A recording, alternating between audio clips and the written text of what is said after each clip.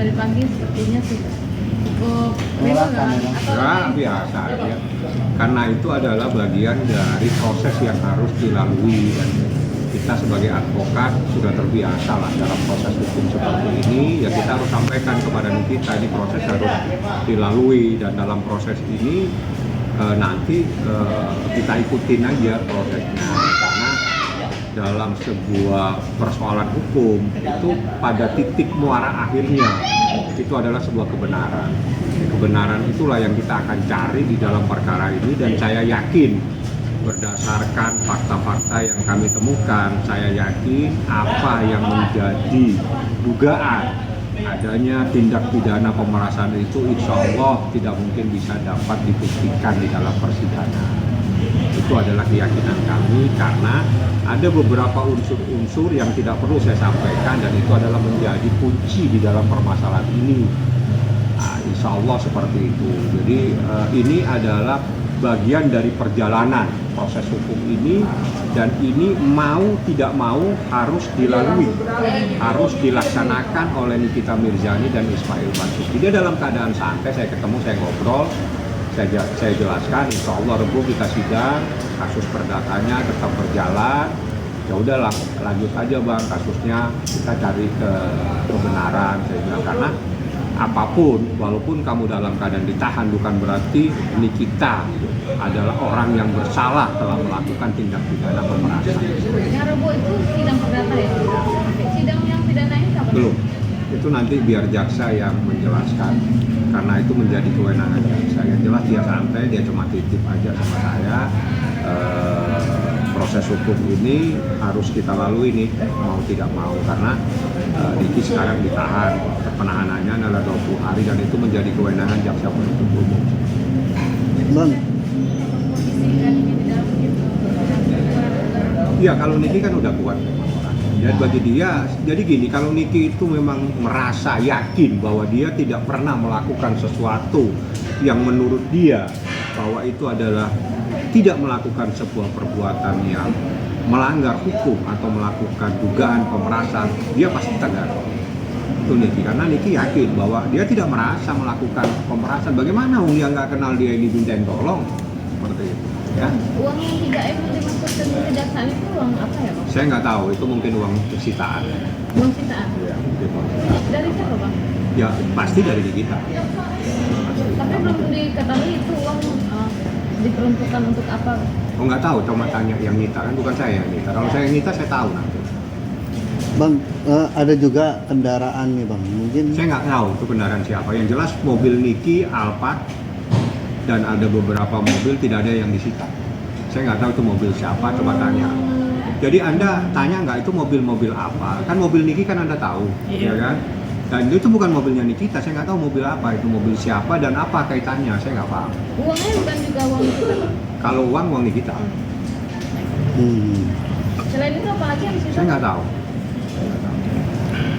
bang selain apa terkait menyangkut apa pemerasan, ini kan ada pasal yang sudah dibacakan juga oleh pihak kejaksaan terkait TPPU-nya bang. Ya nanti dibuktikan aja.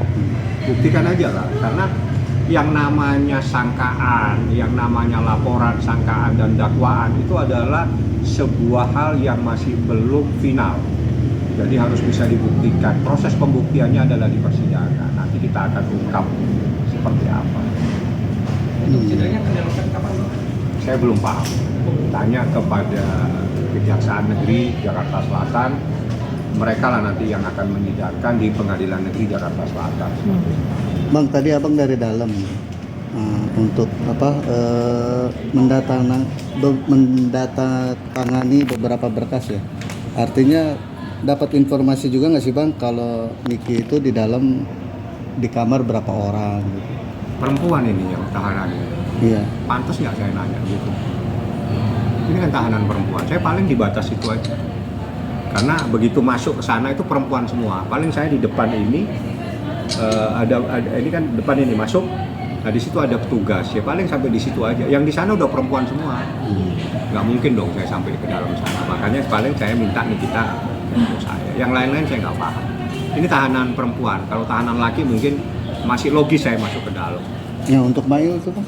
Mail ada yang tim lagi yang urus. Bang, ini Kak Niki gimana Bang? Ini bukan yang pertama kali Bang. Saya nggak, nanti kalau perasaan-perasaan pas lagi kita urusan perasaan nanti saya tanya. Hari ini urusannya hukum, bukan urusan perasaan. Bang, ini kan nanti juga hari Rabu sidang perdata, itu persiapannya seperti apa Bang? Ya kita ikutin aja prosesnya. Yang jelas semuanya itu dalam muara untuk mencari sebuah kebenaran. Ya, titik pangkalnya, intisari dari semuanya adalah mencari dan menemukan sebuah kebenaran yang sebenar-benarnya. Adakah tidak persoalan-persoalan ini adalah persoalan yang sebagaimana yang dilaporkan terkait dengan dugaan tindak pidana pemerasan. Itulah kita uji semuanya karena semua pasal itu ada sebuah unsur. Unsurnya itu melekat dan tidak bisa kita ganti-ganti. Contohnya kasus pemerasan itu berarti kan ada ancaman, kekerasan dan sebagainya. Ya oke lah, nanti itu urusan di ruangan sidang ya. Yang agendanya apa Bang? Atas sidangnya akan Sidang perdata sendiri kan Ya ini kita akan ikuti proses perdata kan biasanya ada pemanggilan, nanti seperti apa. Nanti hakim perdata yang memutuskan apakah mediasi dan seterusnya. Karena berdasarkan peraturan Mahkamah Agung apabila para pihak sudah lengkap, proses selanjutnya adalah mediasi. Tapi Kaniki sendiri akan dihadirkan nggak Bang? Kan kemarin Ya sempat kalau Abang misalnya pengen. memungkinkan dan diwajibkan, karena kalau peraturan Mahkamah Agung itu diwajibkan hadir. Iya. Nah nanti kita lihat, itu kan masalah teknis ya, apakah memungkinkan atau tidak. Nanti itu kewenangannya ada di tangan jaksa. Bang, berbagi ilmu nih Bang, mungkin saya ataupun masyarakat juga belum tahu ya.